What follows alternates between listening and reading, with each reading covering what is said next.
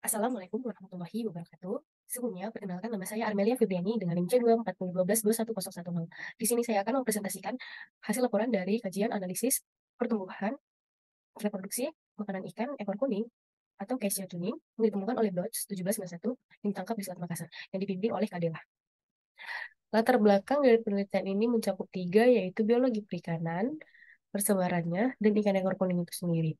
Biologi perikanan ialah ilmu yang mencakup aspek-aspek tentang perikanan yang lebih dalam dan lingkungan-lingkungannya. Biologi perikanan mencakup dua cabang, yaitu natural history dan dinamika populasi.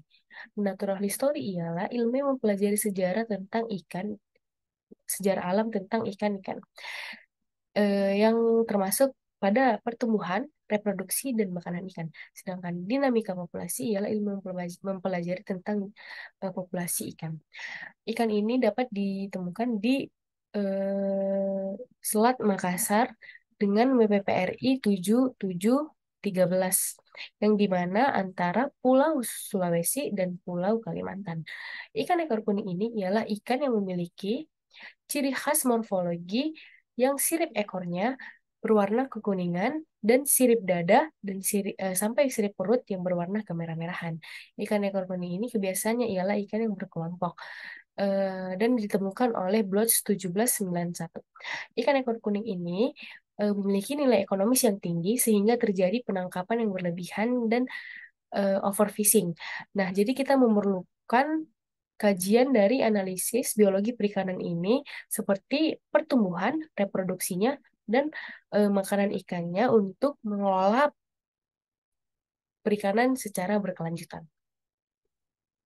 Adapun metode, waktu dan tempat yaitu praktikumnya dilaksanakan pada 26 Agustus sampai 16 September 2003 pada jam 1 sampai jam 6. Alat-alat dan bahannya bisa teman-teman baca pada slide berikut. Adapun prosedur kerjanya yaitu pertumbuhan, reproduksi, dan makanan ikan. Nah, reproduksi memiliki tiga metode, yaitu gravimetri, volumetri, gabungan, dan diameter telur. Analisis datanya ada tiga, yaitu pertumbuhan, reproduksi, dan makanan ikan. Bisa teman-teman lihat bahwa rumus-rumus dari pertumbuhan, dari reproduksi, dan makanan ikan di slide tersebut. Hasil dan pembahasan dari pertumbuhan. Yang pertama ialah distribusi frekuensi panjang. Distribusi frekuensi grafik dari distribusi frekuensi panjang ini digunakan untuk mendapatkan selang kelas yang tertinggi dari total jantan dan betinanya. Selang kelas yang tertinggi dari total ialah pada selang 136 sampai 1344. Itu deh selang total dan jantannya. Sedangkan di selang betina pada 127 sampai 115. Yang dimana ini dapat dipengaruhi oleh faktor internal dan eksternal, yang dimana internal jenis kelamin, umur, dan faktor eksternal seperti suhu, perairan, dan lain-lainnya. Hubungan panjang bobot ini ialah menunjukkan nilai B sebesar 2,282, yang dimana nilai B lebih kecil dari 3, yang artinya pola pertumbuhan tersebut ialah alometrik negatif, atau disebut dengan pertumbuhan panjang yang lebih dominan dan memiliki yang lebih dominan daripada pertumbuhan bobotnya.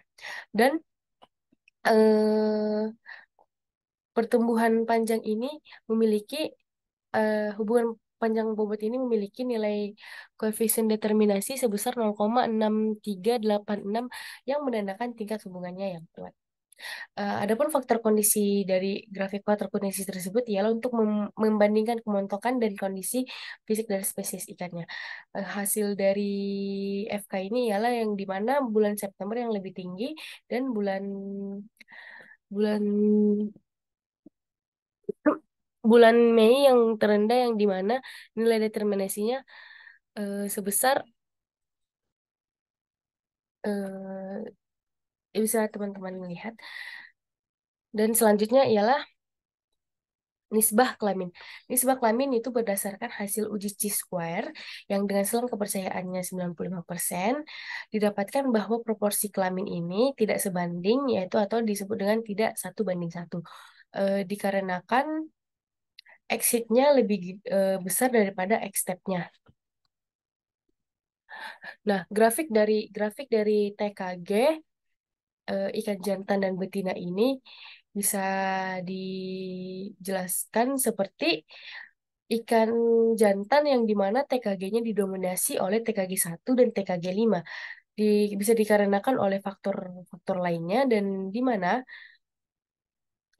TKG betinanya yang lebih didominasikan oleh TKG 4 bisa dikarenakan oleh faktor internal seperti ukuran, umur, dan lain-lainnya juga. Dan eksternal juga jangan lupa. Dan indeks kematangan gonad ini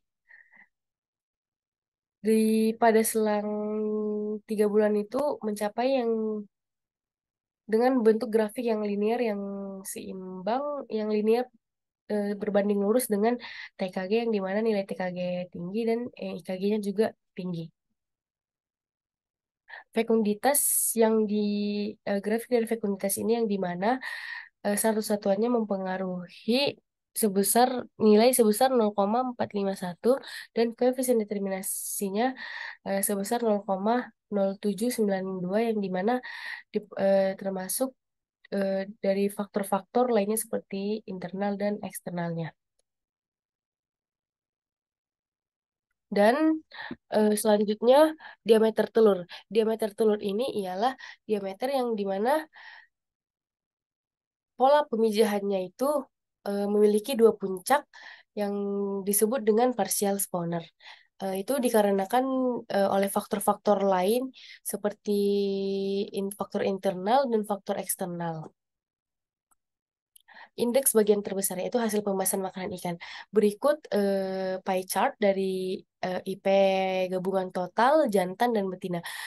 Dan dari total gabungan jantan dan betina, ikan ekor kuning ini memiliki makanan utama Rigolosenia yang sebesar 43% di total gabungan dan 44% di jantan dan 41% di betina. Dikarenakan mungkin dikarenakan faktor-faktor yang ada pada eh, IP ini seperti faktor internalnya, faktor eksternal yang di mana jenis-jenis makanan yang dicari dan tempat-tempat makanan. Dan berikut makanan-makanan pelengkap dan makanan-makanan tambahannya.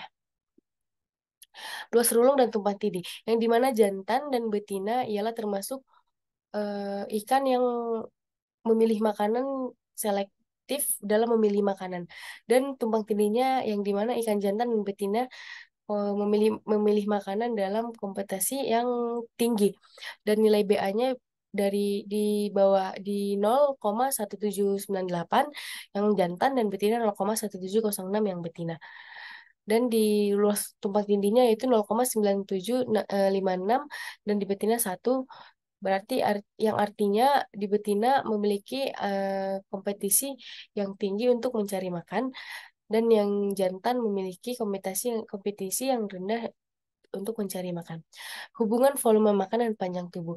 Hubungan panjang tubuh mempengaruhi satu satuan volume sebesar 2,20% untuk jantan dan betina, 0,22% untuk betina, dan 0,05% untuk total semua. Itu bisa dikarenakan oleh faktor-faktor lainnya. Dan purnya itu atau panjang usus relatifnya itu di bawah 1 atau kurang lebih dari 1 yang disimpulkan bahwa ekor kuning tersebut ialah karnivora. Dikarenakan ikan karnivora sulit untuk lama prosesnya untuk mencerna maka dari itu eh, panjang ususnya itu lebih pendek daripada ikan-ikan herbivora dan karnivora. Herbivora dan omnivora. Simpulan dan sarannya. Pola pemisahan ikan ekor kuning ini ialah alometrik negatif yang dimana panjangnya mempengaruhi bobot ikan tersebut. Proporsi kelamin ikan ekor kuning tidak sebanding dengan 1:1 dikarenakan faktor-faktor lainnya yang seperti faktor eksternal dan internalnya. Seperti umur panjang, bobot dan faktor eksternalnya ya seperti suhu perairan dan salinitas pH dan lain-lainnya. TKG ikan ekor kuning jantan didominasi oleh TKG 1 dan TKG 5 dan betina didominasi oleh TKG 4. Nah, tipe pola pemijahan dari ikan ekor kuning ini ialah memiliki dua puncak yaitu partial spawner. Dan ikan karnivora, ikan ekor kuning ini termasuk ikan yang karnivora dengan makanan yang utama Rhizosolenia. Yang kenapa Rhizosolenia?